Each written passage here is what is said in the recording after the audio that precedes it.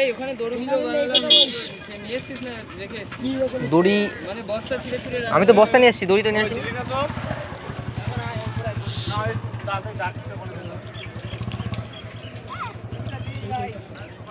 চলো গাছের অবস্থা দেখা যাক, রাহুল গাছের অবস্থা।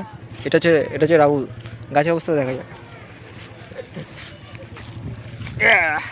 কমাস আগে গাছ লাগানো, এটা বলুন, কমাস আগে গাছ লাগানো?